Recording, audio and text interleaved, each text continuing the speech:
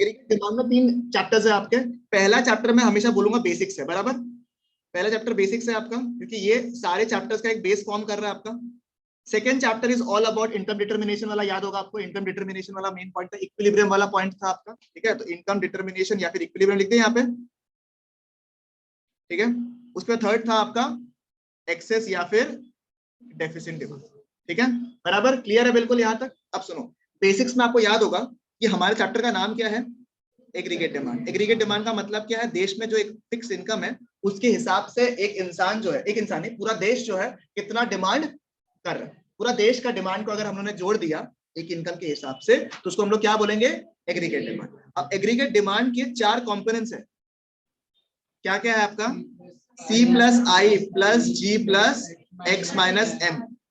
C stands for consumption expenditure, I stands for investment expenditure, G stands for government expenditure, and X minus M stands for net exports, यानी exports minus imports। एक बार और, AD यानी aggregate demand has 4 components। क्या क्या है वो, consumption expenditure, number 2 investment expenditure, number 3 government expenditure, and number 4 net exports। ठीक है, क्या तो सही है बिल्कुल यहाँ पे। But for simplification purpose and analysis purpose upon 2 components को लेते हैं।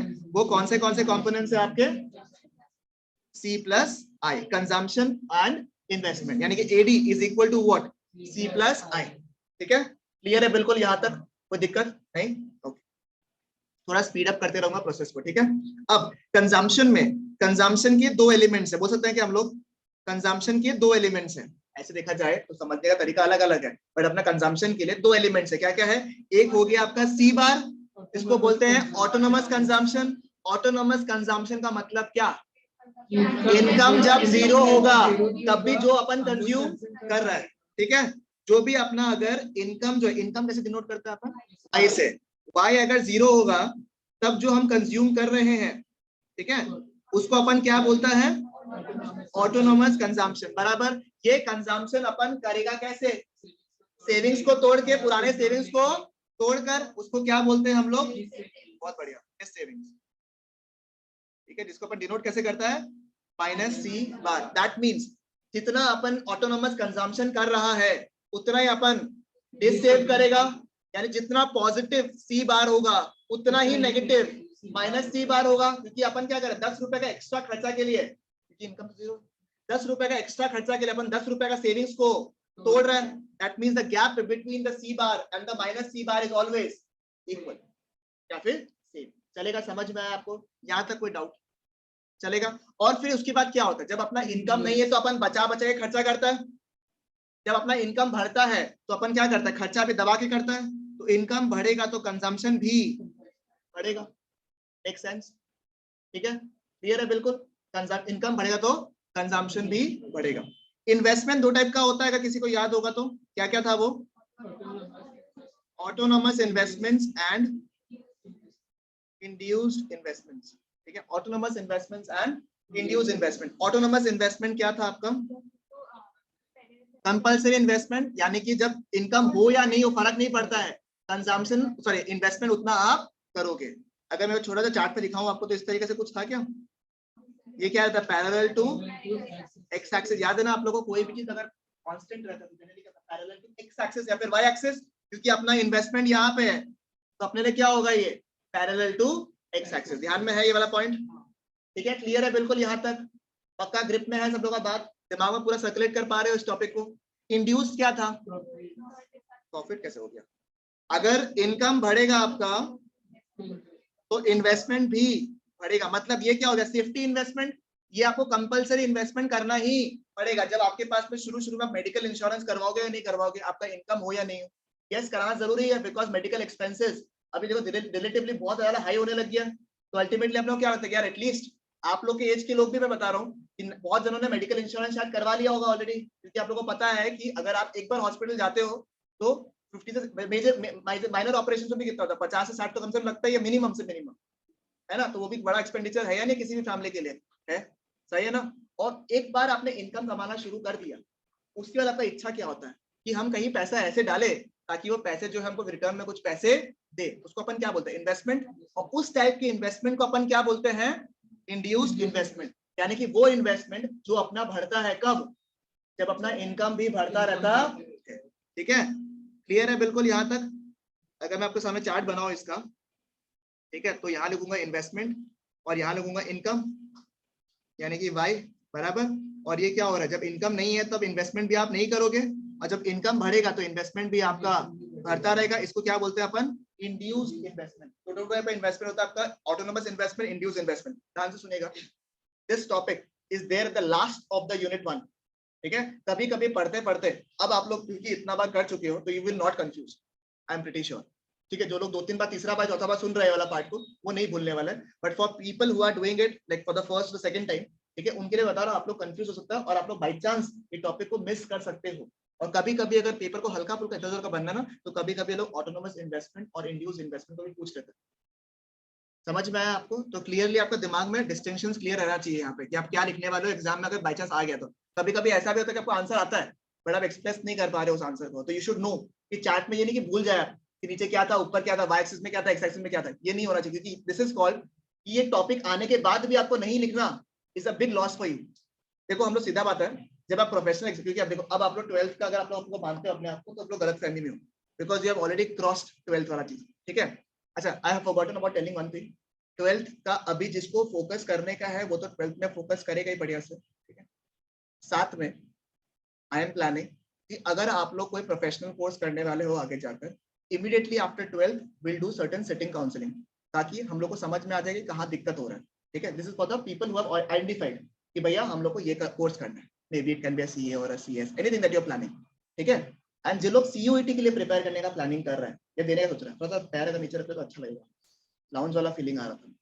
ठीक है, उस केस में क्या होगा, मैं कोशिश कर रहा हूँ, सोच रहा हूँ कि मैं आप लोगों को सीयूईटी के लिए भी, ठीक है, देना स्टार्ट कर दूं। एक दो जना शुरू कर, जैसे आदेश ने शुरू कर दिया था, नहीं शुरू, अच्छा आईपी मैट किया था इसने, बट ठीक है, इसका लॉजिकल रीजनिंग, अच्छा वो वाला सीयूईटी वाला पार्ट में तो अब आएगा नहीं।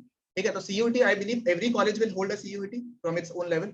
तो हम लोग कोशिश करेंगे कि डोमेन सब्जेक्ट्स जो है एटलीस्ट, जो जो सब्जेक्ट में आपको मैं हेल्प कर सकता हूँ, आपको क्वेश्चंस में दे दूं एमसीक्यू फॉर्म में, कि आप रेडी कर लो अपने लेवल पे, एटलीस्ट जो भी डेली एम कर रहे हैं एटलीस्ट वो लोग के लिए, और बाकी जो भी नॉर्मल कॉलेज पे भी एम कर रहे हैं, सब में तो देना ही है आपको, उसके लिए भी प्रिपेयर करना शुरू कर दो। वी हैव टू ऑप्शन, या तो आप अभी से शुरू कर सकते हो if you feel comfortable, but अगर आपको लगता है कि नहीं अभी हम लोग बोर्ड्स में फोकस करेंगे, उसके बाद हम लोग प्रैक्टिस प्रिपेयर करेंगे, इमीडिएटली आफ्टर बोर्ड्स पेपर्स देना शुरू कर दूंगा आपको, और उसके बाद आप लोग को सॉल्व करना स्टार्ट करना, ताकि जो लोग जितना जो भी कॉलेज में आप लोग कहीं ना कोई दूसरा ना कोई कॉलेज से जाओगे आप लोग अल्टीमेटली, तो जहां भी आप लोग जाओ at least you are sorted with your head कि मेरे को ये सब टॉपिक्स आते हैं। ठीक है, और मैंने अच्छे से रिसर्च वगैरह कर लिया, which is topics which you require and all those things, you don't have to worry about it. हाँ, इसमें एक ही ट्रिक की चीज है कि कॉलेज सेंसिटिव बहुत है ये, that means if a college is telling you x and y, you'll have to use x and y. For example, Guwahati University has not defined its syllabus till now. ठीक है, तो we have to wait.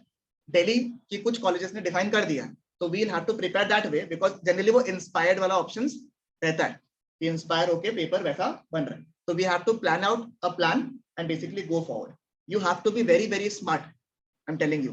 ठीक है, अब to be very honest आप लोगों को बोलना पड़ेगा कि from now on you are no longer kids.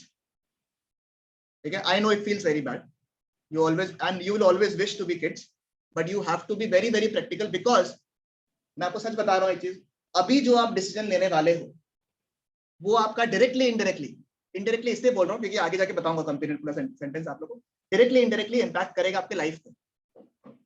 ठीक है, because for the next 5 years at least you are about to devote your entire life into this and maybe turn out a career out of it. maybe इसलिए बोला क्योंकि कुछ लोग switch करते हैं कि कुछ बनने के बाद, for example I am a CA not doing a practice, I am going to do a different field, तो ऐसे करते हैं स्विचिंग। बट अगर आपको डायरेक्शन मिल जाए, for example if get go से मुझे समझ में आया था कि मुझे ये करना है, तो I would have been in a more superior position. Am I in a bad position? No, but you can turn out this. तो अगर आपको दिक्कत आ रहा है इस मैटर में, अगर आपने आइडेंटिफाई नहीं किया अभी तक, तो you can always sit down with me. ठीक है, नहीं किया हुआ, शर्म किया हुआ कि क्या बोलेगा क्या नहीं बोलेगा, उसका रिग्रेट से बेटर है, ठीक है, कि आप लोग पूछ लो कि भैया मेरा एक्स एंड वाई जी का प्रॉब्लम है, मैं इसमें फोकस नहीं कर पा रहा हूँ, मुझे ये नहीं कर रहा, मेरे लिए करियर क्या है। ठीक है, and trust me I am telling you, अगर किसी को ऐसा लगता है कि हमसे मेहनत नहीं होता है, ठीक है, और अगर वो ऐसा कोई फील्ड में जा रहा है जहां पे उसको वो फील्ड बहुत पसंद है, या फिर उसको वो ड्राइव है, सी दो चीज होता है, या तो कोई फील्ड में बहुत मजा आ रहा है, लाइकिंग द प्रोसेस, या फिर you know the end goal is very big. Example doctors, simple, UPSC, इसमें प्रोसेस इजी नहीं है, सीए वाले प्रोसेस भी इजी नहीं है सर। आपको बहुत बड़ा मोटिवेशन आगे चाहिए कि आप क्यों पढ़ रहे हो, ठीक है, because the process is not easy. Trust में किसी को मजा नहीं आता है। आप बोलोगे भैया स्टडी फेज में वापस जाना है या पढ़ाने वाला फेज में, हम हमेशा पढ़ाने वाला फेज चूज करें, even though that is more tougher to succeed. Study वाला फेज इज स्टिल बैड, ठीक है। डॉक्टर्स लोग यही है, आप देखो लोग परेशान हो जाते हैं पढ़ते पढ़ते पढ़ते पढ़ते पढ़ते, बट एंड गोल बहुत स्ट्रॉन्ग है कि भैया एट द एंड क्या कर रहा है, डॉक्टर्स बना। एंड डॉक्टर्स बनना is not the biggest, saving lives is the biggest goal. UPSC में you know that you can actually change the system in which the country is moving. You know that you have that much of power. हाँ, आपके खिलाफ एक voices आएंगे, that's fine, but you have the power. वो उस power को सोचते हुए, नहीं तो सर पॉसिबल ही नहीं है कि इतना मेहनत हो जाए, मैं बता रहा हूँ, ठीक है। Whatever I do right now, ठीक है, it is impossible if I would have done a different work. Impossible, मैं बता रहा हूँ, इतना मेहनत तो मैं करूंगा ही नहीं, क्यों करूँ? If you don't have the courage to do it ना, ultimately आप, मैं आपको सत्य बता रहा हूँ, ठीक है, मैंने 12th में ज्यादा पढ़ाई की थी, क्यों पूछो? Because I had a very big goal. मेरे को, मैं आपको, मैंने कुछ लोगों तो मैंने बताया ही था कि मेरे को 11th के एंड में, बिकॉज 11th तक आई वाज डूइंग ओके, मतलब नॉट बैड, क्योंकि डॉन बॉस्को में आने के वजह से क्या होता है, those people who have been there, Don Bosco में आने से the competition level is so high, ठीक है, at least in our time, that कि वो ड्राइव आ जाता है कि आपको लगता है कि भाई पढ़ना तो पड़ेगा आपको, क्योंकि आपके आगे वाले पीछे वाले बहुत स्ट्रॉन्ग है, ठीक है, तो उसकी वजह से पढ़ रहा था। 12th में के पहले somebody introduced me to SRCC. I did not even know कि क्या कॉलेज है, कैसा कॉलेज है, क्या खराब है, वो बाद में पता चला कि उसका कट ऑफ बहुत स्ट्रॉन्ग है, और अपने लाइफ में इतना आया नहीं था। 10th में अपने ने अच्छा किया था, उसके पहले अपना कोई वो नहीं था, कोई सॉलिड बैकग्राउंड नहीं था अपना, ठीक है। फॉर द पीपल और फॉर स्टार्टर्स, अपन भी 8th में कोई 50-60% वाला स्टूडेंट ही था, ठीक है। और हम तो हमेशा जब भी अच्छा किया है अपने लाइफ में, हमको कोई ना कोई ईगो मेरा हर्ट किया, इसकी वजह से हम अच्छा किया, ठीक है। 9th के टाइम में ऐसा हुआ था कि मैं जिस स्कूल में था, ठीक है, उन्होंने कुछ ऐसा बोला था जिसकी वजह से हमको खराब लग गया था, ठीक है। हमारे क्या होता है, डिस्टिंक्शन था, आप लोगों के केस में होता है नहीं पता नहीं, we were divided into sections, section A, section B, section C, आपने सुना होगा। Section A, section B was divided on the basis of your marks, कि आप XY परसेंटेज अगर लेके आए तो सेक्शन ए में हो, नहीं तो आप सेक्शन बी में हो, ठीक है। तो since I was the captain for the last 3 years, 3 years या 2 इयर्स में स्टेट लेवल में कैप्टन था, इसकी वजह से I was been told by teacher कि आप एक काम करो, आपको मैंने ग्रेस किया है, मतलब फिराक में दे दिया आपको, क्योंकि आप कैप्टन हो, अच्छा नहीं लगता ना, एक क्लास का कैप्टन जो इतना साल से है वो सेक्शन बी में है, तो मैंने आपको वो होता ना, it was a bad word to be very honest, it was not कि वो स्लैंग था, बट होता ना कभी कभी हर्ट होने वाला वर्ड जो होता है ना, कि मैंने आपको होता ना वो क्या होता है, दान दे दिया, you stay in the class but at least you do something, और वो लग गया था सच में बताया शरीर में, होता था ना लगा। And I was not a bad student, मतलब ठीक है, I was not studying that much, वो अलग बात है कि I was not a bad student, ठीक है। अरे मैम क्लास खत्म होने का टाइम होने वाला है, बैठे बैठे, ठीक है। वो हर्ट किया, 10th में दबा के पढ़ा, ठीक है, दबा के पढ़ा, सीरियसली बता रहा, दबा के पढ़ा उसी गोल से कि भाई प्रूफ तो करना है, ठीक है। टीचर ने कांग्रेचुलेट भी किया, because nobody was expect, suddenly सोचो तो कोई 58% टॉप रैंकर्स में आ रहा है अचानक से, ठीक है, वो तो अजीब लगता है ना, आप सबको पता है ब्लूप्रिंट रहता है, ठीक है।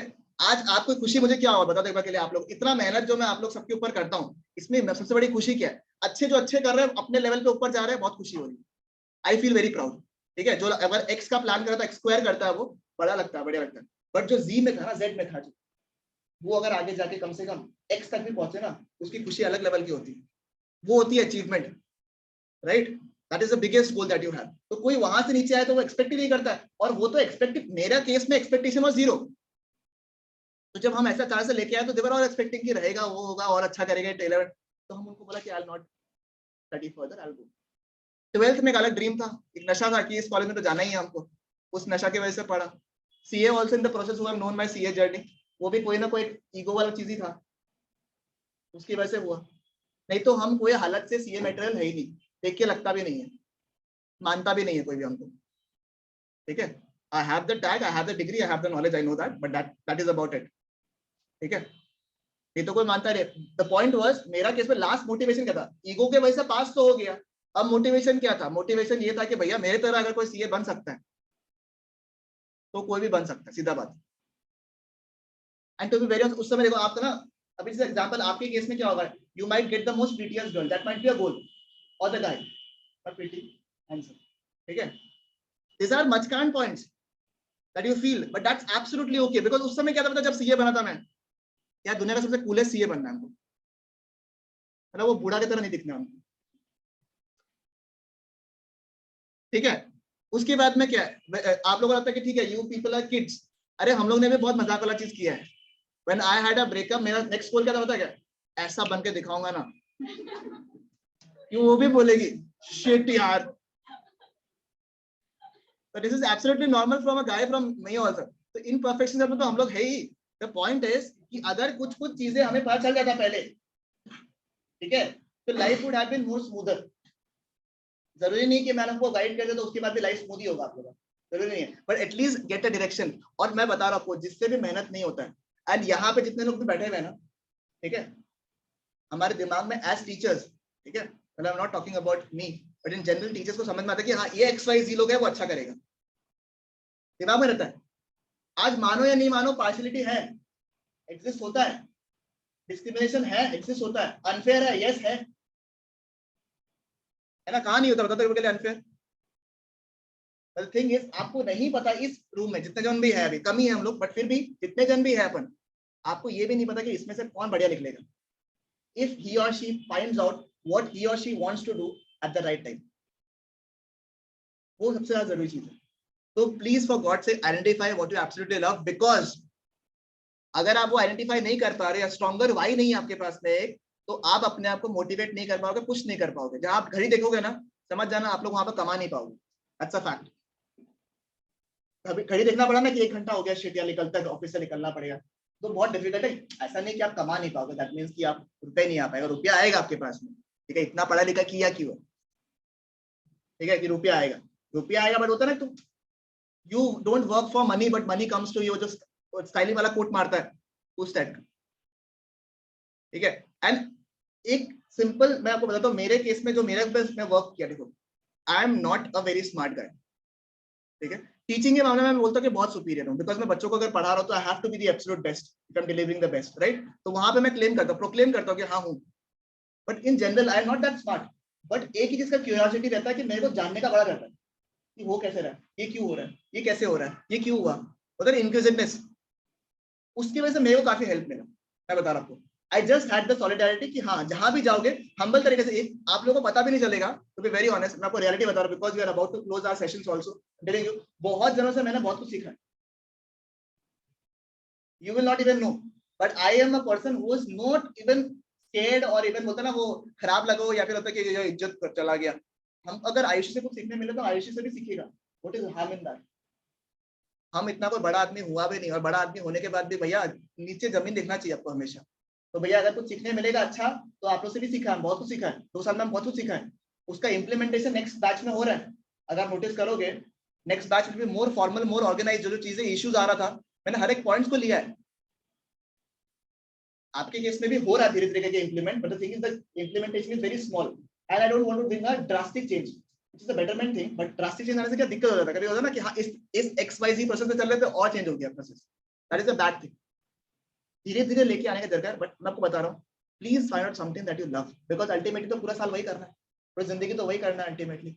आप करियर स्विच कर सकते हो अपना लाइफ में, बट करना तो है ही आपको, तो वो मजा वाला चीज, और सब मेहनत करेगा भैया, सबका सब मेहनत करता है, जो बिजनेस भी करने वाला आगे जाके वो भी दबा के मेहनत करता है। हम तो बोलते हैं बिजनेस का सबसे डिफिकल्ट काम है, बोलो क्यों, सुबह 8 से 9 बजे तक बैठो और शाम का 8-9 बजे बैठो, बहुत डिफिकल्ट होता है भैया,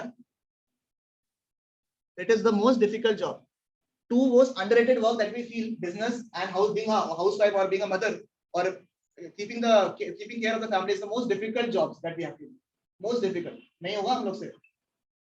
That's the fundamental fact that I'm telling you. तो अगर आपने identify नहीं किया what you absolutely love to do, find out. अगर आपने identify कर भी लिया है what you want to do, give it a thought, try करो, बात करो, decide करो, ठीक है। जब शादी करने वाला तो लड़का का पूरा XYZ सब देखेगा, नहीं देखेगा तुम लोग, सब देखेगा ना, उसका कौन पापा है, फूफा जी तक बोलते थे तुम लोग, छोड़ता ही नहीं किसी को, ये तुम्हारा करियर है। तो ये नहीं कि भेड़ चाल में चला गया पूरा, बढ़िया से बनो, और every field will reward you with extraordinary amount of money, if money is your goal, because money should be your goal, to be very honest. फालतू बात है कि पैसे नहीं चाहिए, ये वो सब चाहिए, पैसे जीने के लिए भी चाहिए, पैसे मरने के लिए भी चाहिए सर। ठीक है, सीधी बात है। ठीक है, लास्ट मोमेंट जब अपना रिचुअल चल रहा होगा तब तक अपने पैसे जा रहे हैं, वो इंपॉर्टेंट है। You should not be greedy, I'm understanding, but you should understand that this is also valuable in every profession. आप पान बेचो ना, तरीका से बेचोगे ना, पान में तो करोड़पति बनोगे। यहाँ पे गुवाहाटी में भी है।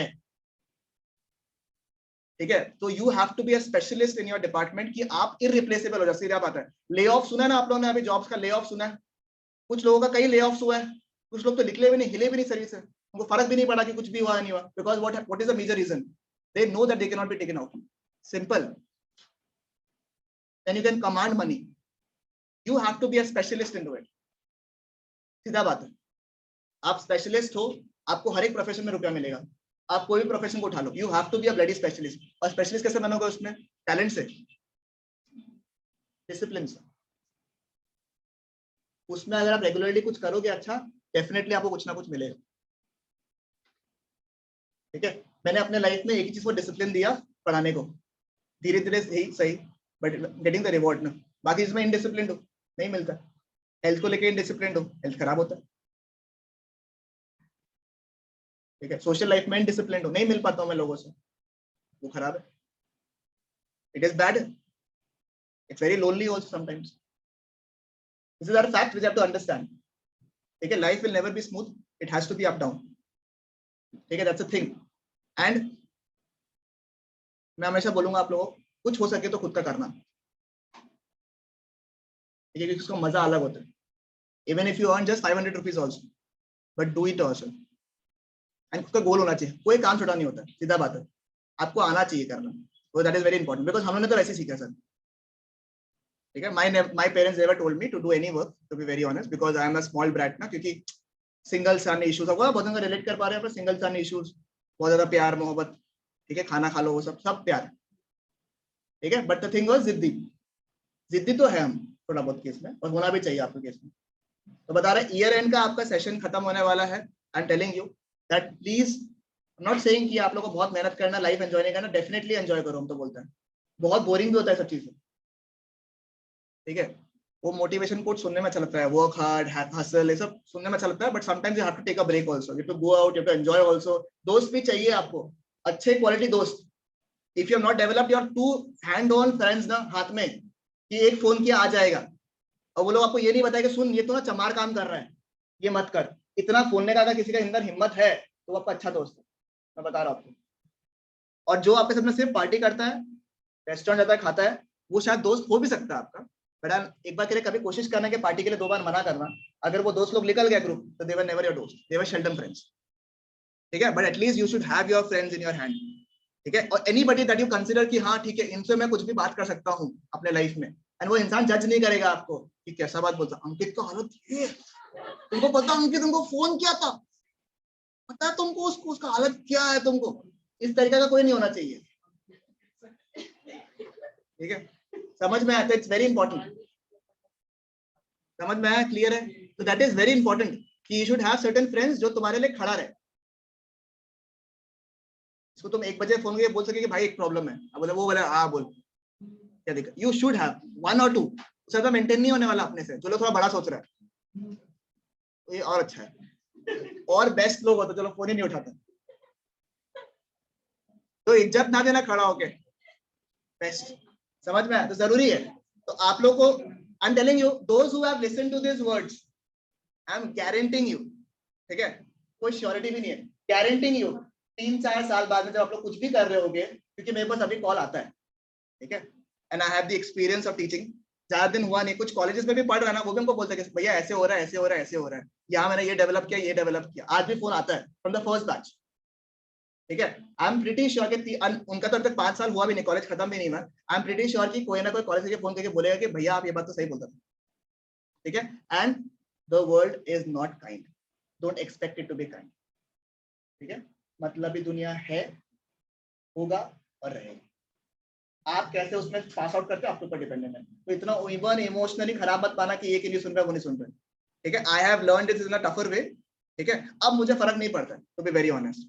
पहले मुझे हर एक चीज में फर्क पड़ता था कि तुम सुन क्यों नहीं रहे, सुनता क्यों नहीं मेरा बात को, हमको ख्याल रखना, मित्र से डिलीवर कर रहे 1 घंटा, हमको बहुत बॉदर करता था ये सब चीज।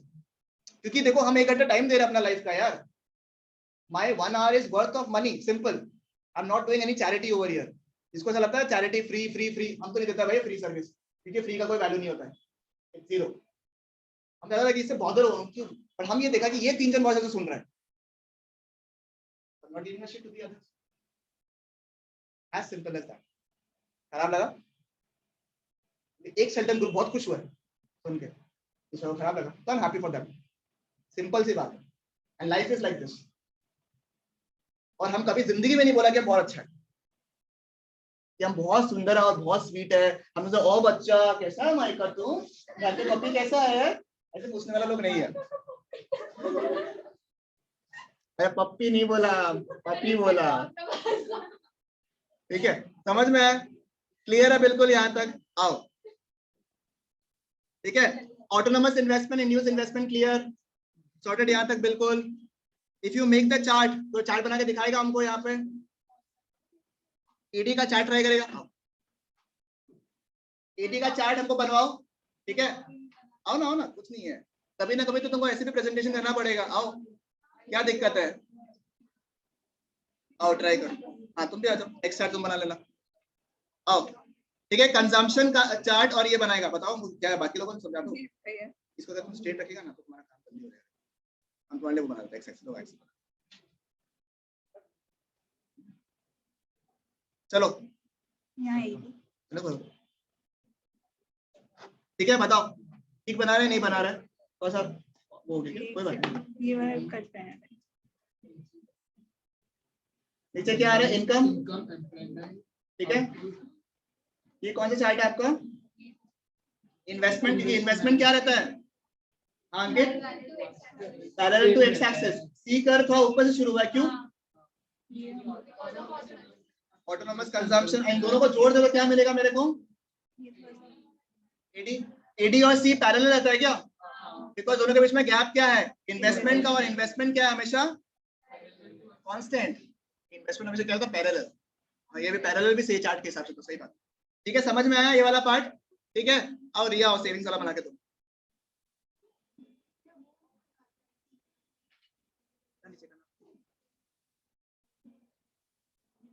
आजा आजा, हम तुम्हारे लिए बना के दे देते हैं।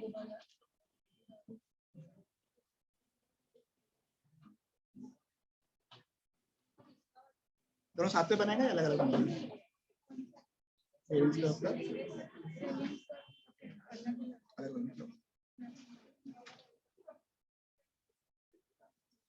उसको लाइन को लेके होल्ड कर लेगा ना तो स्ट्रेट हो जाएगा लाइन। होल्ड कर दो ना, यहाँ से देखो, ये तो इनकम कम बना रहा था, ठीक है। This is what the income curve. एक क्वेश्चन है जो मैंने आपको मिस कर दिया बताना, the significance of 45 degree angle. ये ना टेस्ट में सोचा था देने का, बट सिंस मैंने करवाया नहीं है आप लोग को, तो संदीप गर्ग में इसका आंसर दिया हुआ है थॉट्स में। The significance of 45 degree angle, ये 2019 का सैंपल पेपर में दे दिया था अचानक से, ठीक है। और 2019 का ऑब्वियसली पेपर में आया नहीं है, 2020 का एग्जाम हुआ नहीं है, और ये हल्का सा हाईलाइट हो सकता है 45 डिग्री एंगल। 2 मार्क का क्वेश्चन ये आ सकता है, क्यों? बिकॉज ये आगे के लेवल पे भी पूछता है कभी कभी, तो this might be a question, significance of the 45 degree angle, ठीक है। इससे क्या है? कांस्टेंट रूप से इनकम जो है बढ़ता है, बिकॉज एग्रीगेट डिमांड की बात करो या एग्रीगेट सप्लाई का बात करो, दोनों का दोनों एस्टिमेटेड है या एक्चुअल है? एस्टिमेटेड है। तो अपन जब एस्टिमेट करता है इनकम को, तो कैसे एस्टिमेट करेगा कि ग्रेजुअली या कांस्टेंट रेट से वो इंक्रीज होता रहेगा, ठीक है। फिर क्या बनवाना हमको? सेविंग्स का। सेविंग्स का कैसे? ऐसे चलेगा? सेविंग्स का, सेविंग्स का नेगेटिव से क्यों शुरू हुआ रे? क्योंकि माइनस सी बार है, डिस सेविंग्स हो रहा है। जब ये 0 हो रहा है तब क्या हो रहा है? Break even point. इसको क्या बोलेगा? Break even point. इस वक्त क्या होगा? ब्रेक इवन पॉइंट में 2 चीज होगा क्या? ठीक है, इस समय क्या हो रहा है? जब ब्रेक इवन पॉइंट हो रहा है, ब्रेक इवन पॉइंट का मतलब क्या है? जितना मैंने खर्चा किया, जितना मैंने इनकम कमाया, उतना मैंने खर्चा कर दिया। That means C equal to Y। That means consumption curve and income curve should intersect each other, and उस वक्त सेविंग्स क्या होगा? 0 होगा। सेविंग 0 हो रहा है, देखो तो एक बार के लिए चार्ट में दिख रहा है आप लोग को ये वाला पार्ट? पक्का? यहाँ तक कोई डाउट? कोई इशू यहाँ पे नहीं ना? ओके ठीक है, थैंक यू। अब एग्रीगेट डिमांड अपन ने क्या बोला, C plus I. Aggregate supply is also equal to what? C plus S also equal to Y. याद है ना आप लोग को? एग्रीगेट सप्लाई अगर मतलब क्या होता है, देश में कितना गुड्स एंड सर्विसेज आपने बेचा, बेचने से आपको पैसे मिलेंगे, तो पैसे मिलेंगे तो क्या होगा, वो इक्वल टू वाई। और इनकम के दो कंपोनेंट्स होते हैं, जब आप पैसे कमाते हो या तो आप खर्चा करते जाते हो, आप सेव करते हो, that means C plus S. Consumption curve आपको पता ही है, वो थोड़ा सा एक्स एक्सिस के ऊपर से शुरू होता है and it is increasing at increasing rate. Savings curve कहां से शुरू होता है? नेगेटिव से, ठीक है। इन सिंपल लैंग्वेज दोनों को छोड़ दे तो कौन सा कर्व बनेगा? एएस का। इनकम कर्व हमेशा क्या होता है? 45 डिग्री एंगल में बढ़ता रहता, ठीक है। तीनों कर्व्स दिमाग में सेट है, consumption curve, savings curve and income curve, ठीक है। दोनों का मतलब समझ में आ गया, aggregate demand and aggregate supply. Doubt still here? No? Then we have to discussions, ठीक है। Propensity to consume and propensity to save. याद है? प्रोपेंसिटी का मतलब क्या होता है? इनकम का कितना पोर्शन आप या तो कंज्यूम कर रहे हो या तो सेव। इसमें आता है दो कॉन्सेप्ट, एक है एपीसी का, this is what, average propensity to consume. Income का कितना पोर्शन आप कंज्यूम कर रहे हो, can I write C by Y? Make sense? Income का कितना पोर्शन आप कंज्यूम कर रहे हो, ठीक है। समझ में आ रहा है आपको? ठीक है। एंड एपीएस कैसे निकालोगे आप? इनकम का कितना पोर्शन आप सेव कर रहे हो, that means S by Y. And APC plus APS is also equal to 1, क्योंकि आप पैसों को या तो आप खर्चा करोगे या तो आप सेव करोगे। अगर आपका इनकम 100 रुपए से बढ़ा है, 60 रुपए आप खर्चा कर रहे हो, तो सेविंग्स कितना कर रहे हो आप? 40 रुपए, ठीक है। This will be what, 0.60 plus 0.40 will be equal to हमेशा क्या? 1। दैट मींस अगर एपीसी दिया हुआ है तो आप एपीएस का वैल्यू हमेशा निकाल सकते हैं, ठीक है। इसमें एक और था एमपीसी, ये इंपॉर्टेंट ज्यादा था, आपको याद होगा क्योंकि सम्स में भी यही था, काम में आ रहा था। एमपीसी एंड एमपीएस, इसमें क्या डिफरेंस था? एपीसी और एमपीएस में क्या डिफरेंस था?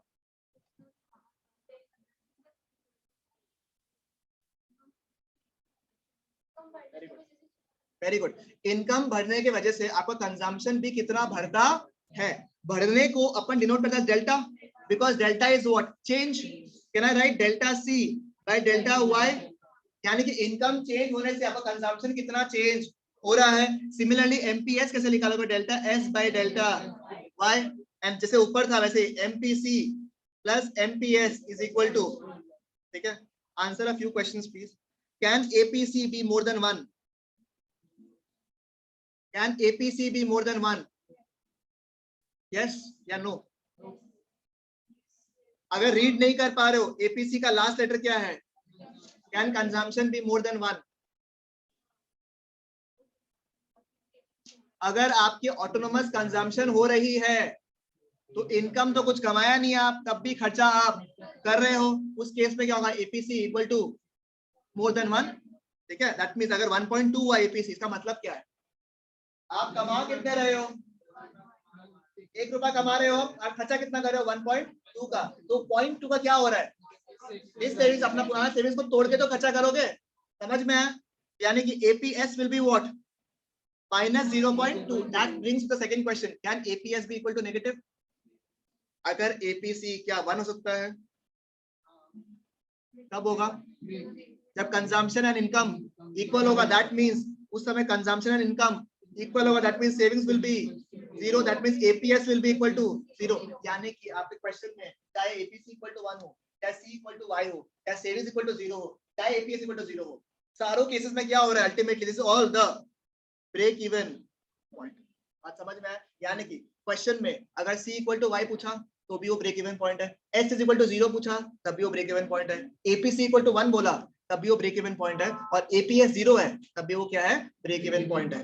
याद करने की कोई जरूरत है? दिमाग में सेट ऐसे भी हो रहा है क्योंकि लॉजिकल बात है ना? क्लियर है बिल्कुल यहां तक? Any doubts? Can MPC be more than 1? Generally MPC, generally the answer is no. जितना आपने इनकम कमाया, बढ़ाया मतलब अपना, उससे ज्यादा आप खर्चा जनरली आप करते नहीं, ठीक है। जनरली, एक्सेप्शनल केसेस तो ऑब्वियसली। एमपीसी, सॉरी गलत बोला मैंने, क्या एमपीएस एमपीएस 1 हो सकता है?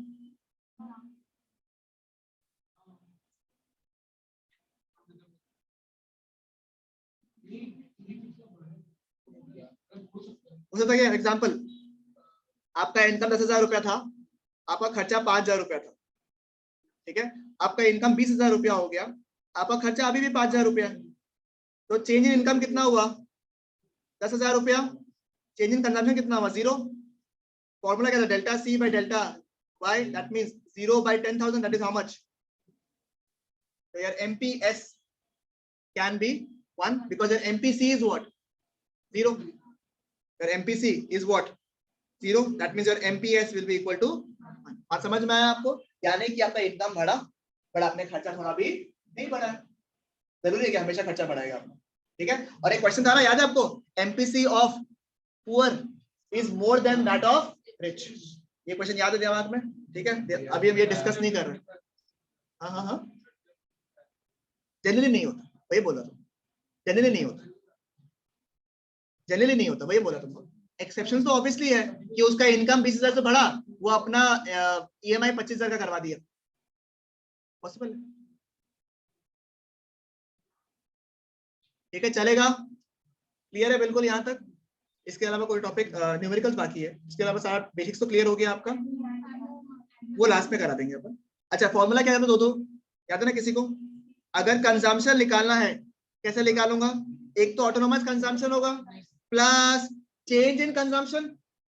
कंजम्पशन के दो एलिमेंट्स थे। पहला बात क्या कहता? ऑटोनोमस कंजम्पशन, और इनकम बढ़ रहा है तो कंजम्पशन भी बढ़ रहा है, उसको अपन ऐसे लिख सकते हैं क्या? MPC of Y.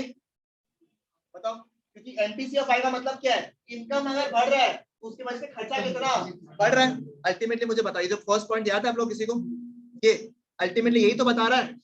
अगर मैं यहाँ पे एमपीसी ऑफ वाई लिखूं, बात बिल्कुल सेम है या नहीं है? क्योंकि यहाँ क्या रहा है? इनकम चेंज हो रहा है तो कंजम्पशन कितना चेंज हो रहा है, और एमपीसी का मतलब क्या है? इनकम चेंज होने से आपका खर्चा कितना चेंज हो रहा है, बराबर? तो बात बिल्कुल सेम है या नहीं है? तो फॉर्मूला याद करना पड़ेगा, दिमाग में सेट हो रहा है। एंड बी डिनोट कैसे करता है एमपीसी को? बी से, can I write C bar plus, ठीक है? एंड सेविंग्स इसका कंप्लीटली ऑपोजिट होता है, तो minus C bar plus, make sense?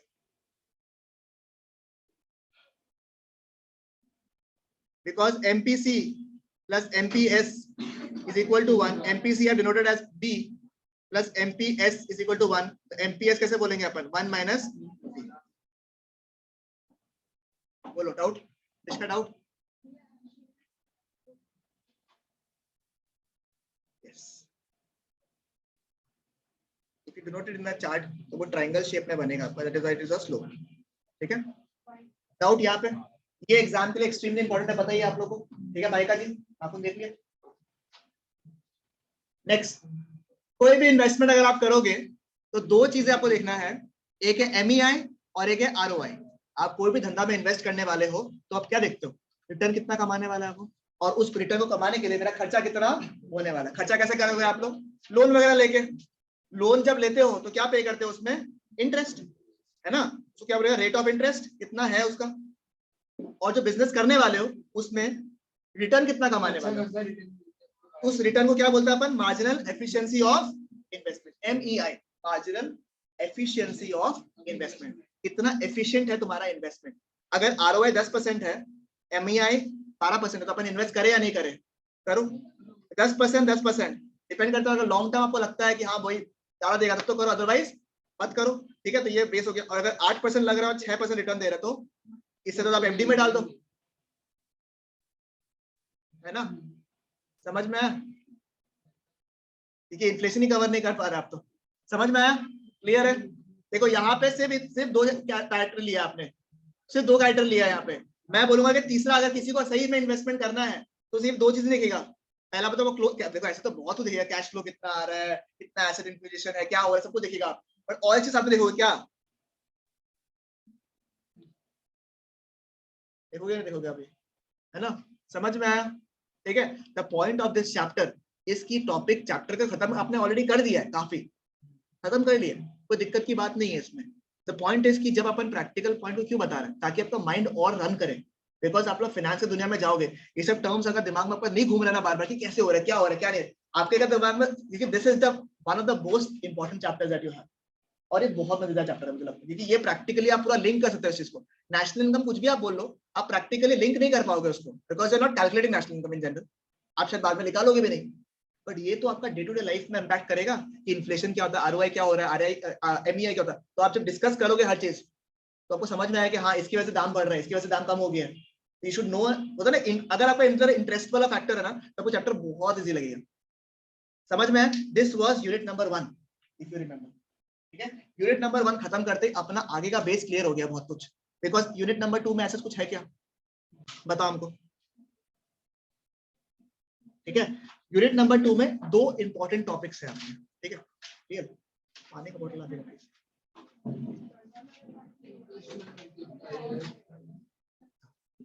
Topic तो हुआ तुम्हारा, ये टॉपिक तो हुआ, इन्वेस्टमेंट मटेरियल नहीं लिया correct. Full These guys are all full employment का मतलब होता है जो लोग बिलिंग है एंड एबल है काम करने के लिए, उनको जॉब मिल जाए, ठीक है। अंडर एम्प्लॉयमेंट का मतलब क्या हो गया, जो लोग बिलिंग है, एबल है, सब काम करे रेडी है, फिर भी उनको काम नहीं मिल रहा। 2 टाइप के अनएम्प्लॉयमेंट मेनली होते हैं, एक होता है वॉलंटरी अनएम्प्लॉयमेंट और एक होता है इनवॉलंटरी अनएम्प्लॉयमेंट। वॉलंटरी का मतलब क्या होता है, जो बिलिंग है, इच्छा से, मेरा इच्छा से हम क्या किया, जॉब छोड़ दिया अपना, तो वॉलंटरी अनएम्प्लॉयमेंट। और इनवॉलंटरी का तो जॉब से हमको निकाल दिया, ठीक है। जॉब से अगर निकाले तो वो खराबी है। वॉलंटरी में भी there are 2 types of unemployment, इधर में वो होगा, वॉलंटरी में भी 2 टाइप का एम्प्लॉयमेंट है, जो कि बोलने में तो अनएम्प्लॉयमेंट है, बट अगर हम लोग समझ जाए तो आपको लगेगा कि यार ये तो अनएम्प्लॉयमेंट है नहीं। 2 टाइप का उसमें होता है, फ्रिक्शनल एंड स्ट्रक्चरल। फ्रिक्शनल का मतलब होता है कि जॉब जब आप चेंज करते हो ना, एग्जाम्पल सोचो, अगर आप कोई एमएनसी में काम कर रहे हो, ठीक है, आप एग्जाम्पल अगर पीडब्ल्यूसी में काम कर रहे हो और अभी आपको रिलायंस में जॉब मिल गया, तो for some time you are not a part of पीडब्ल्यूसी and you have not entered Reliance, एक बीच में गैप रहता है आपका, उस समय आप टेम्परेरी अनएम्प्लॉयड हो, बट उसको लोग अनएम्प्लॉयड मानेगा क्या, इसको मतलब फ्रिक्शनल, चेंज हो रहा है, इसकी वजह से क्या हो रहा है, अनएम्प्लॉयड हो, चलेगा, इसको मतलब फ्रिक्शनल अनएम्प्लॉयमेंट, ये जो बीच का फेज है, ठीक है।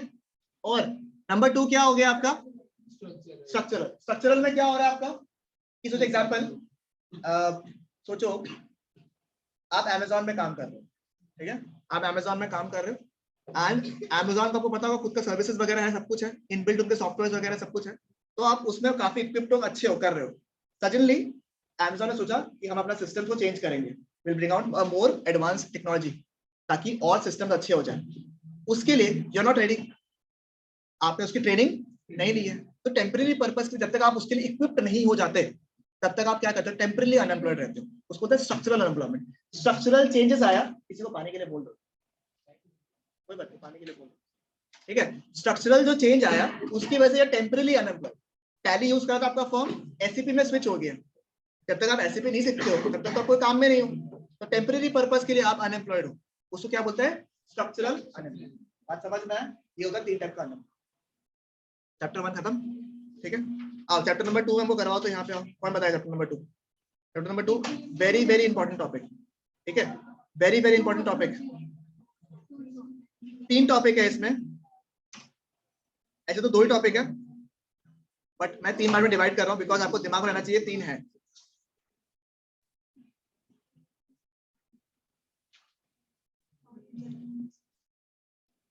भैया इसमें से कौन से एग्जाम में इंपॉर्टेंट है बहुत ज्यादा, तीनों इंपॉर्टेंट है, तीनों से क्वेश्चन भर भर के आता है इसमें।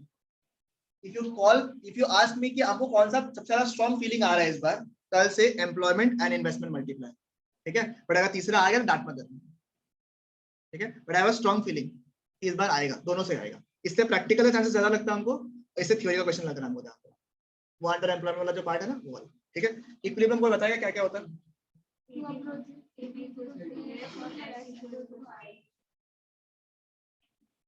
क्या था 2 अप्रोचेस, क्या क्या था, 2 अप्रोचेस है, एडी इक्वल टू, याद है ना आपको, क्यों एडी ग्रेटर देन एएस नहीं होता है, एडी लेस देन एएस क्यों नहीं होता है, बिकॉज आप शांति से, इक्विलिब्रियम का मतलब क्या है, शांति, state of rest, state of rest कब रह पाओगे आप, when a demand is equal to what, supply, there is no leakage, ठीक है ना, there is no overstocking, there's no price drops, it's a good thing for the market, right? AD is not equal to AS अगर नहीं हुआ, उसके आप अपने आप बता दो, AD जब ग्रेटर देन AS होता है तो याद करना पड़ रहा है, समझ में आ रहा है कि डिमांड ज्यादा सप्लाई कम है, तो दाम क्या हो जाएगा, बढ़ जाएगा। कॉमन पीपल को अफेक्ट होगा या नहीं होगा, ऑब्वियसली होता है नहीं। और सिमिलरली जब AD is less than AS तो वो भी खराब है, सप्लायर लॉस खा रहा है, उसमें ओवर स्टॉकिंग है, मार्केट सेंटिमेंट्स गिर रहा है, दाम वगैरह कम हो रहा है, ओवर स्टॉकिंग हो रहा है, मार्केट के लिए खराब है ना। तो आइडल सिचुएशन जिसमें गवर्नमेंट शांति से रह पाएगा, AD इक्वल टू AS। ठीक है, चार्ट कैसे था याद है किसी को, बनाएगा क्या कोई, रियल बनाएगा, कौन बनाएगा, किसी को इच्छा, निशा जी आओ, आओ जल्दी आओ, अरे आओ, अरे रुंधु जल्दी जल्दी आओ,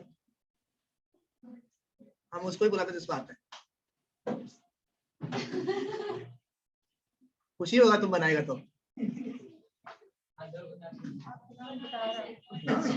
हम ये बना के देते हैं,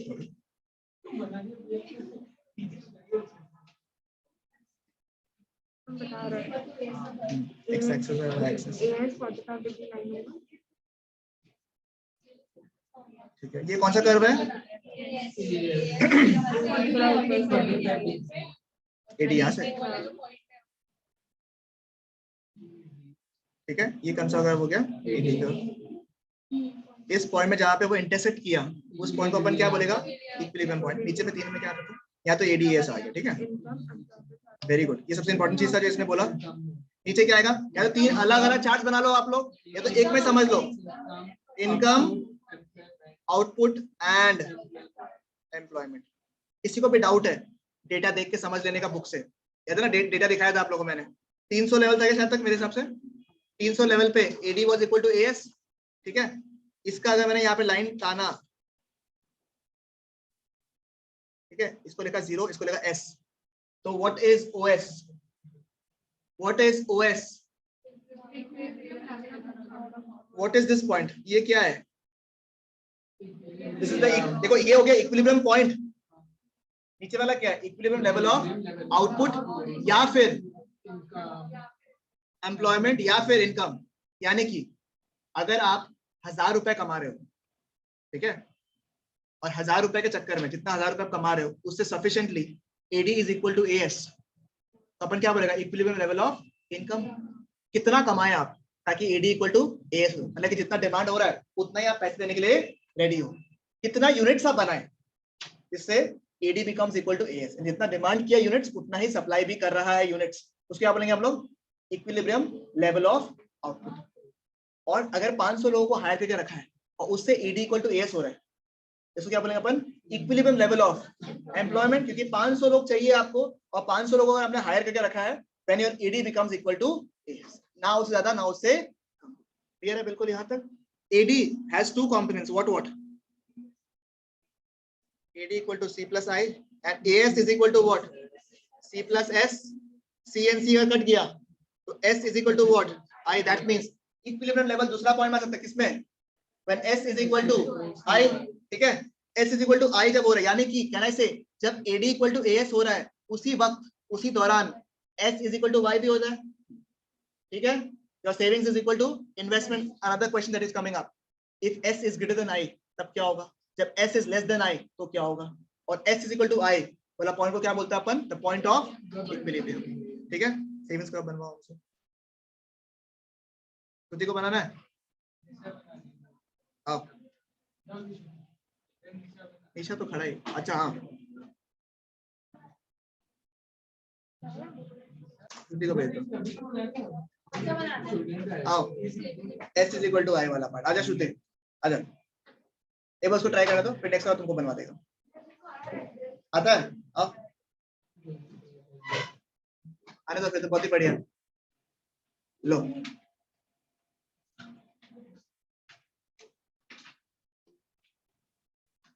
ये सेम पॉइंट में है, होल्ड कर दो, ठीक है, कोई बात नहीं, कर दो, सेविंग्स का बोल के साथ में क्या होगा, S is equal to I होता है ना, इन्वेस्टमेंट का बना, वेरी गुड, ठीक है, ये सही बनाया है, बस गलती क्या है, खाली इसमें थोड़ा सा गलती है कि जिस पॉइंट में इंटरसेक्ट किया है ना उसी पॉइंट में यहाँ पे इंटरसेक्शन पॉइंट होगा, बाकी कर्व्स ठीक है। ठीक है, तो अगर आपके एग्जाम में कभी पूछे तो ये गलती हो सकता है एग्जाम में भी, तो पहले आप क्या बनाओ, saving equal to investment curve बना दो आप, उससे क्या पॉइंट मिल जाएगा, उसको ऊपर टान दो, क्योंकि एडीएस तो एडजस्टेबल है ना। बात समझ में आया ना, क्लियर है बिल्कुल यहाँ तक? थोड़ा सा इसको एडजस्ट कर देता है बस अपन, मोटा मोटी यहाँ आएगा ना ये, ठीक है, थोड़ा गड़बड़ है, समझ में आ जाएगा ना आप लोगों को? ठीक है, क्लियर है? ये वाला पॉइंट में क्या हो रहा है, इक्विलिब्रियम पॉइंट। सिमिलर नीचे क्या आ रहा है आपका, इनकम, आउटपुट एंड एम्प्लॉयमेंट। ठीक है, ये क्या हो रहा है, equilibrium level of employment output या फिर, ठीक है, is equilibrium level equal to full employment level? The answer is no, है ना। Employment level, full employment level और इक्विलिब्रियम लेवल हो जरूरी है क्या? अगर 500 लोग अपन हायर करके रखा है, ठीक है, 500 लोगों से AD becomes equal to AS, ठीक है, और मार्केट में 600 लोग जॉब के लिए वेट कर रहे हैं, तो अपन इक्विलिब्रियम तो पहुंच गया, बट क्या फुल एम्प्लॉयमेंट पहुंचा? द आंसर इज नो, जरूरी नहीं है। हाँ, अपन एज्यूम करेगा जब मार्केट सब कुछ अच्छा है, सब कुछ बढ़िया है, तो अपन एज्यूम क्या करेगा कि इक्विलिब्रियम भी हो रहा है और फुल एम्प्लॉयमेंट लेवल भी चल रहा है, बट मार्केट में कैन यू अंडरस्टैंड कि फुल एम्प्लॉयमेंट होना जरूरी नहीं है। That brings me to the second question जो इसमें आएगा, वो क्या था, एम्प्लॉयमेंट वाला। इसमें भी 3 सिचुएशन होगा, full employment, under employment and over employment. ठीक है, ओवर एम्प्लॉयमेंट जनरली होता नहीं है, बट क्योंकि आपके बुक में दिया हुआ है।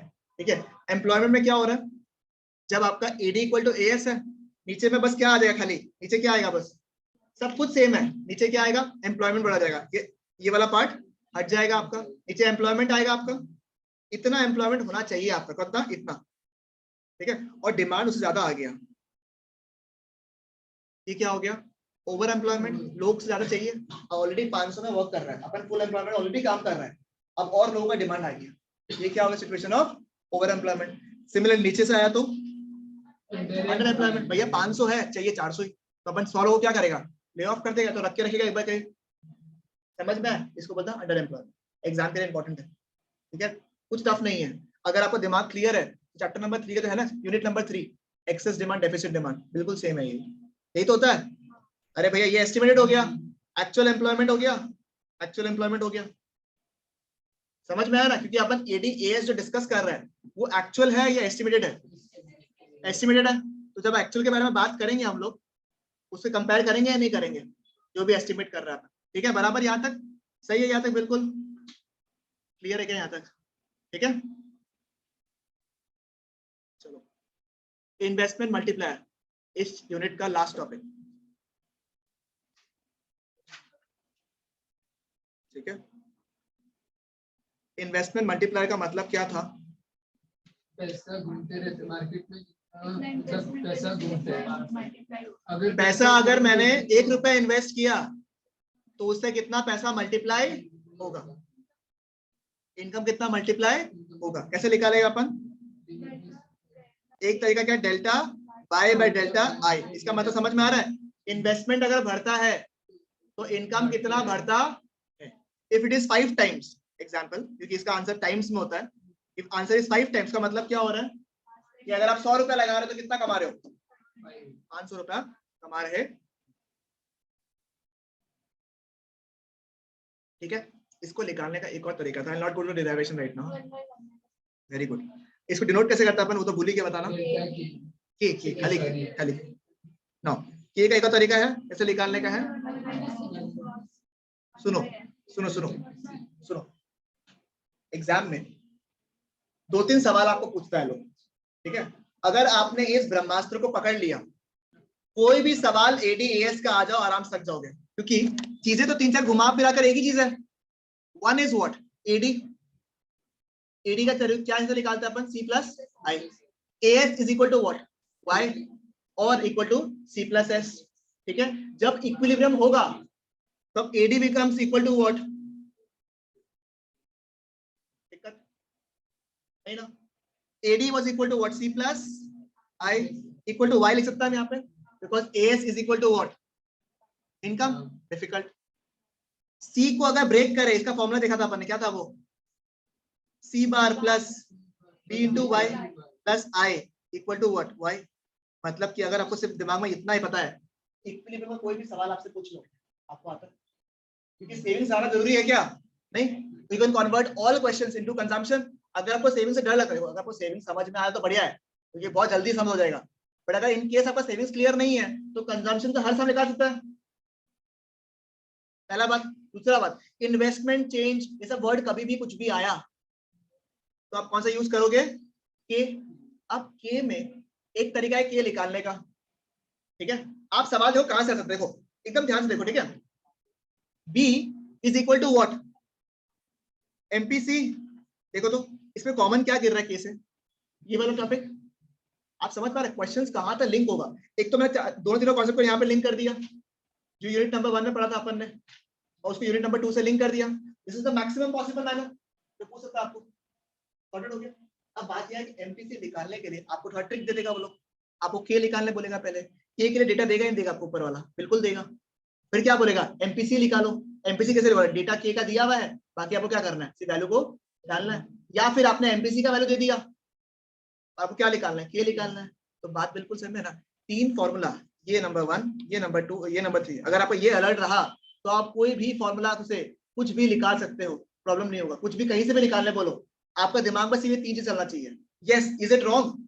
टू एन एक्सटेंट यस, क्योंकि मैंने पूरा फॉर्मूला कवर नहीं किया यहाँ पे। बट क्या इससे आंसर निकल जाएगा? The answer is absolutely yes. आपको क्या करना है? सिर्फ दिमाग में रखना है AD equal to AS, S is equal to I। देखो दिमाग रखो, आपको घुमाया कैसे बोलो? एक बार सोचो ना, कहां से घुमाया आपको क्वेश्चंस में? I का वैल्यू नहीं देगा, S का वैल्यू दे देगा आपको, वहां S इज इक्वल टू क्या हो जाएगा? I, खत्म। ठीक है। आपको MPC की जगह MPS दे देगा, आपको MPC निकालना आता है। आपको क्या पता MPC नहीं दे, K से निकालने बोले, निकाल लोगे आप लोग। ठीक है, because K is also equal to what? 1 minus MPS, sorry 1 by MPS। MPC is equal to what? 1 minus MPC is what? MPS। तो 1 by what? MPS। तो घुमा फिरा के कितना घुमा लेगा आपको? ये 3 चीज में पूरा घुमाता है खाली आपको, बस लोग, और डर जाता है आप लोग देख के। अगर आपको कोई भी क्वेश्चन करना है एडी का, अगर आप कॉन्फिडेंट हो, एक तरीका निकाल लिया है, तो वैसे ही करो, बेस्ट तरीका आप जैसे कर रहे हो। अगर अभी भी दिक्कत हो रहा है, सबसे पहले लिखो गिवन क्या दिया हुआ है, क्योंकि दिया हुआ चीज से ही आपको आंसर मिलेगा। दिया हुआ क्या है, और दूसरी चीज लिखो निकालना क्या है। उससे आप हमेशा लिंक कर लोगे कि हाँ क्या दिया हुआ है। आप क्या करते हो? क्वेश्चन देखते हो और आंसर निकालते हो। एक जगह प्लॉट तो करो, डेटा क्या दिया हुआ है। इन्वेस्टमेंट वर्ड दिया हुआ है अगर, तो वो आपको इंक्लाइन ही किसी तरफ कर रहा है? इन्वेस्टमेंट मल्टीप्लाई की तरफ। इक्विलिब्रियम वर्ड दिया है तो ये वाला चीज आपको इंक्लाइन कर रहा है वो अल्टीमेटली। समझ पा रहे ना? तो वर्ड को पकड़ो। चेंज इन इनकम बोला है तो ये वाला निकाल रहा है आपका। इक्विलिब्रियम वर्ड निकाला, ये निकाला है। चेंज इन इन्वेस्टमेंट वाला वर्ड दिया है, ये वाला। तो उसे वर्ड पकड़ना है, डेटा क्या दिया हुआ देखना है आपको, उसका टू फाइंड लिखो, आंसर हूबहू मिल जाएगा आपको। आपको सेविंग्स नहीं दिमाग में चल रहा है तो बहुत बढ़िया बात है। All depends on your practice. नहीं समझ में आ रहा, सबको कंजम्पशन में कन्वर्ट कर लो, क्या दिक्कत? आपको तो आंसर निकालना है, कैसे निकालो उसको बोला गया, आंसर राइट होना चाहिए बस आपका। समझ में आया आपको? ठीक है। तो क्योंकि फॉर्मूला में किसी किसी को दिक्कत होता है सम्स में, तो ये तरीका आपको बता दिया मैंने। ट्राई करो, ये 3 चीज दिमाग में रखो, खाली आपका सम्स हो जाएगा। हाँ, एक क्वेश्चन हो सकता है अलग लिख ले कभी, उसका भी चांसेस हमको लगता नहीं, हम खाली कंटेंजेंसी के लिए बोल रहे हैं आपको, क्या पता एक क्वेश्चन नया आ जाए, उसके अलावा कोई चांस नहीं है आपका कुछ नहीं। समझ में? वो भी मतलब सेफ साइड होने के लिए बोल रहे हैं आप लोग। ठीक है, चलेगा? ये वाला यहाँ तक क्लियर है बिल्कुल? ठीक है, दिस इज यूनिट नंबर 2। ठीक है, आज इतना रखिए और कराए पक्का? एक्सेस डिमांड क्लियर है क्या तुम लोग का? ठीक ठीक ठीक ठीक। अगर मैं हल्का सा ब्रीफ ओवर दूं आपको एक्सेस डिमांड का, नहीं, हाँ, एक्सेस डिमांड कब होगा? याशिका बताओ, कब होगा? इन्फ्लेशन तो उसकी वजह से होता है, एक्सेस डिमांड में क्या होता है बोलो? ठीक है यार, actual AD is more than what AD, because AD is always क्या? Estimated in nature. The actual AD is more than the AD. यानी कि आपने मार्केट में सोचा था 10,000 यूनिट का डिमांड आएगा, और आ गया 12,000 यूनिट का, उसको क्या बोलेगा अपन? एक्सेस डिमांड का सिचुएशन। इस एक्सेस डिमांड का situation good for the market? नहीं, क्योंकि सडनली डिमांड को इंक्रीज करना पॉसिबल नहीं है, क्योंकि आप ऑलरेडी फुल एम्प्लॉयमेंट लेवल पे काम कर रहे हो, आप इक्विलिब्रियम लेवल पे ऑलरेडी काम कर रहे हो, तो अचानक से दिक्कत है ना बढ़ाना। उस समय क्या आप एम्प्लॉयमेंट बढ़ा सकते हो? The answer is no. क्या आप आउटपुट बढ़ा सकते हो? The answer is no. Prices क्या हो जाएगा? बढ़ जाएगा। एज अ होल पूरा मार्केट में प्राइसेस बढ़ गया तो क्या होगा? इन्फ्लेशन जो है वो बढ़ जाएगा। ठीक है, तो 3 पॉइंट इसमें क्या क्या है? प्राइसेस क्या होगा आपका? बढ़ जाएगा, मतलब इन सिंपल लैंग्वेज वो क्या है?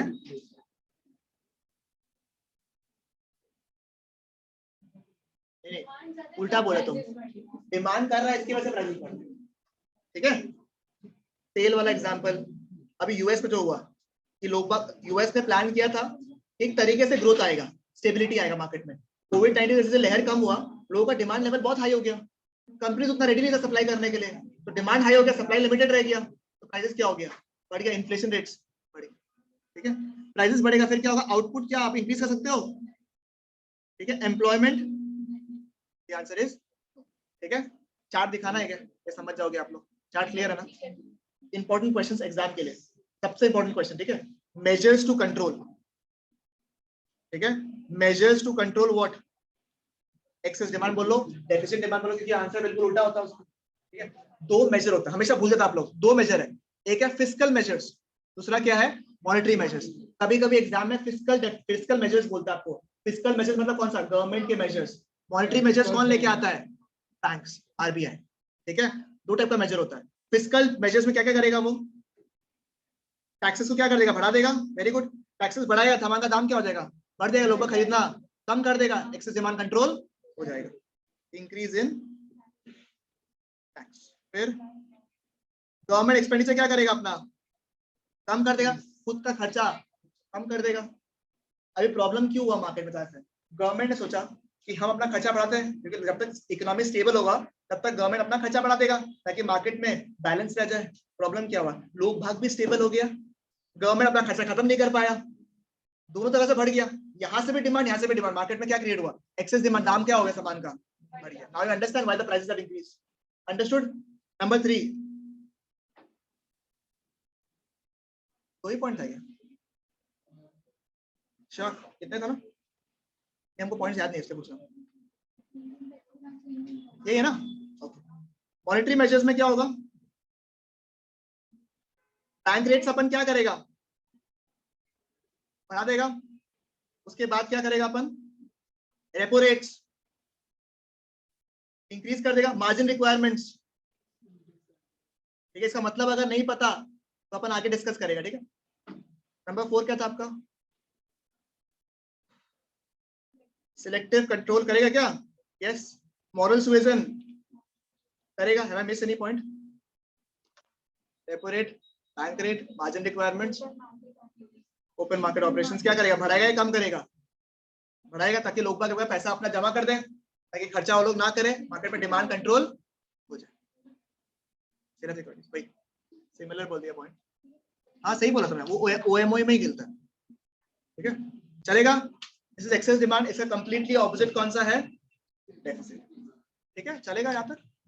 ओके।